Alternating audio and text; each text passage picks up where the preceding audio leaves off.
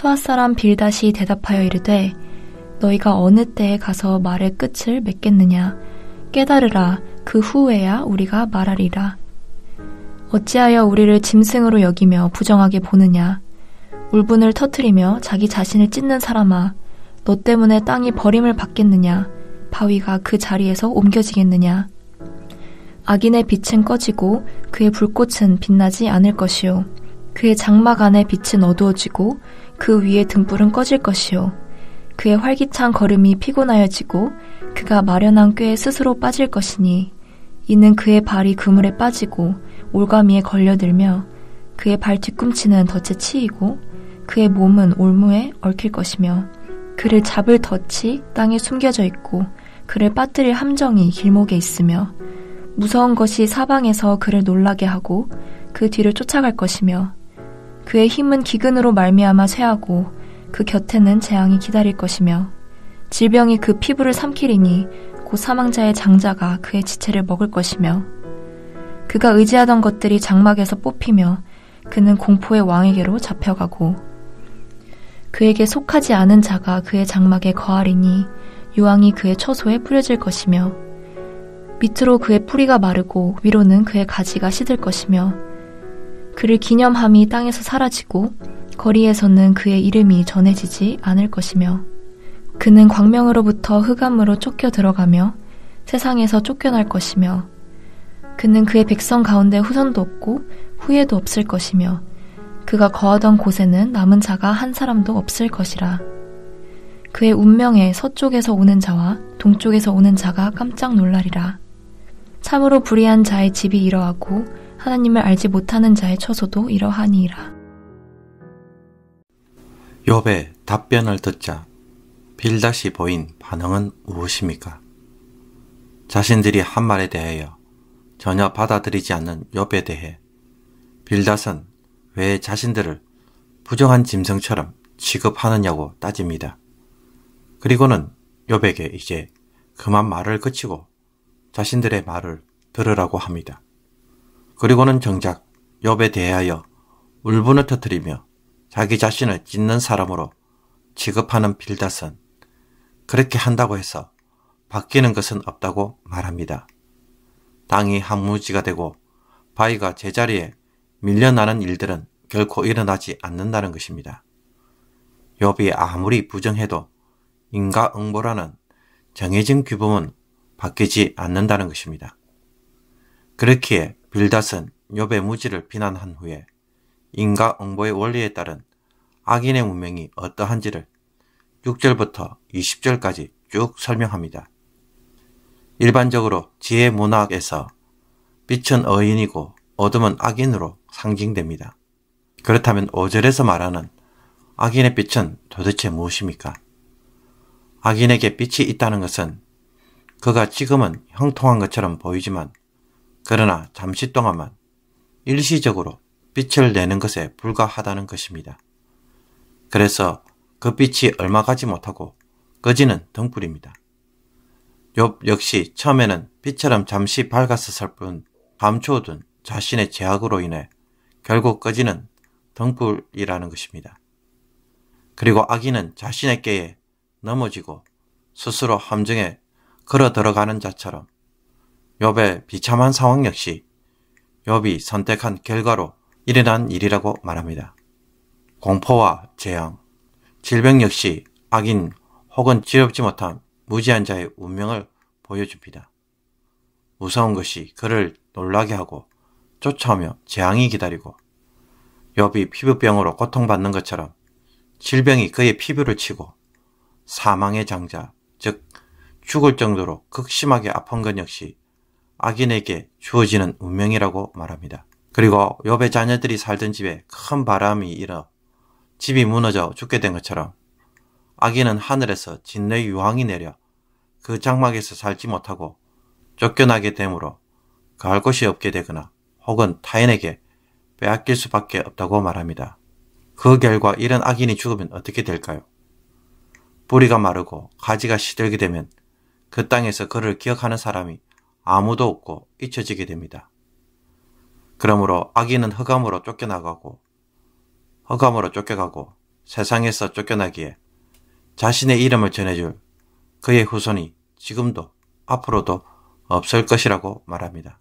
이렇게 불의한 자의 집과 하나님을 알지 못하는 자의 처소가 어떠한지를 설명한 빌닷은 자신의 말이 확실하다는 것을 참으로 라는 말을 표현하면서 그의 말을 마칩니다. 참으로 불의한 자의 집이 이러하고 하나님을 알지 못하는 자의 처소도 이러하니라.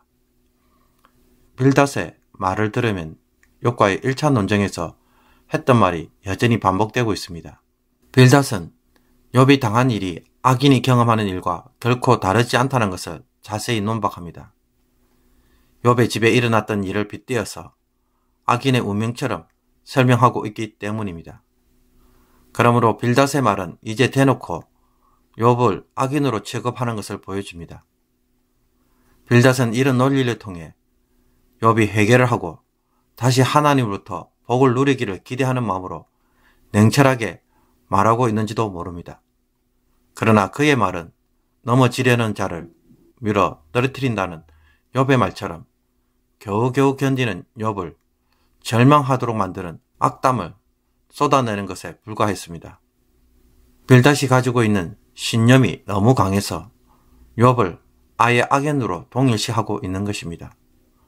그러므로 자신의 판단이 정답이라는 생각이 얼마나 오만하며 또 그렇게 하면 얼마나 폭력적일 수 있는지 보여주고 있습니다.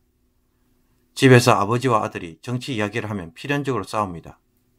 서로가 지지하는 여당과 야당 혹은 보수와 진보의 차이점으로 인해 서로가 자신들은 결코 틀리지 않았음을 인정하지 않기 때문입니다. 교회에서도 정치 이야기를 하면 정책에 대하여 판단하기보다는 진영 논리로 판단하기에 자기가 어디에 속하여 있는가에 따라 상대방의 모든 것을 나쁘게 평가하는 성향이 있습니다. 이것은 잘하였고 이것은 못하였다는 식이 아니라 반대파가 하는 일은 무조건 다 나쁜 것이고 거짓말이며 잘못하고 있다는 식으로 몰아붙이는 것입니다.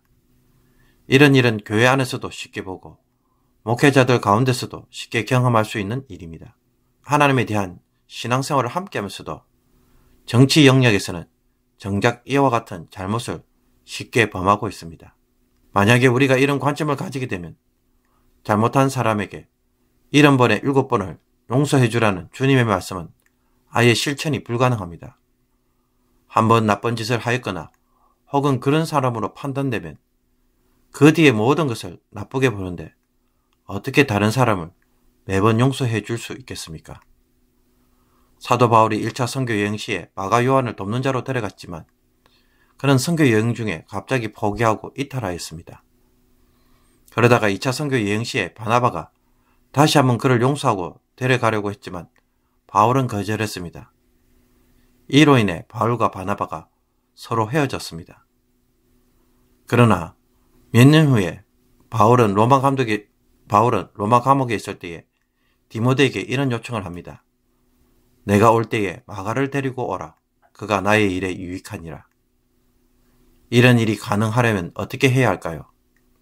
나의 판단이 무조건 맞다는 식으로 생각한다면 결코 일어날 수 없는 일입니다.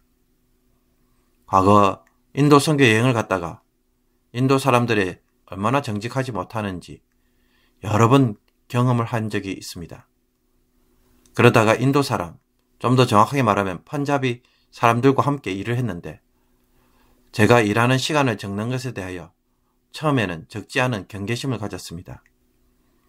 과연 나를 속이지 않고 정직하게 적는지 의심을 한 것입니다. 그러나 함께 일을 해보니 그 사람들은 정직하게 저를 대해 주었고 월급을 주었습니다. 제가 잘못 판단한 것입니다. 모든 사람들이 다 나쁘지 않다는 것을 알고 있음에도 불구하고 우리는 그와 같은 편견적 사고에서 쉽게 매일 수 있음을 보여줍니다. 그러므로 오늘 말씀을 통해 주변 이웃에 대하여 혹 나는 이런 식으로 판단하고 있는 것은 없는지 살펴보기를 원합니다. 한번 안 좋게 본 사람에 대해서 계속해서 편견적으로 바라보고 있는 것은 없습니까? 그 사람만 보면 괜히 불친절하게 말하고 삐딱하게 대하며 매사 안 좋게 판단부터 하는 일은 없습니까?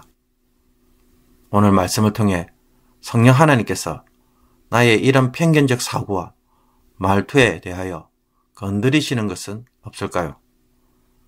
그 사람의 좋은 점도 이제는 볼 수 있게 해달라고 기도하기를 원합니다. 마음에 엉그러진 불편한 감정이 있다면 성령님께서 제거해 주셔서 편견이 사라지는 은혜를 누리는 복된 하루가 되기를 원합니다. 기도드리겠습니다. 사랑의 하나님, 죄로 죽을 수밖에 없는 죄인들을 포기하지 않고 끝까지 사랑하시는 것을 저희들이 기억하게 하옵소서. 우리가 무엇이간데 여전히 신뢰하시고 여전히 품으시는 은혜에 저희들도 이웃을 그렇게 사랑하는 자들이 되게 하여 주옵소서.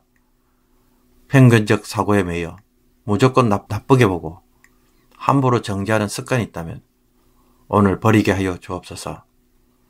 잘못된 생각이 아직도 남아있다고 말씀하시는 성령의 음성에 다시 한번 저희들도 70번에 7번씩 사랑하며 끝까지 품어주고 사랑하는 사람으로 살아가게 하여 주옵소서. 예수 그리스도의 이름으로 기도하옵나이다. 아멘.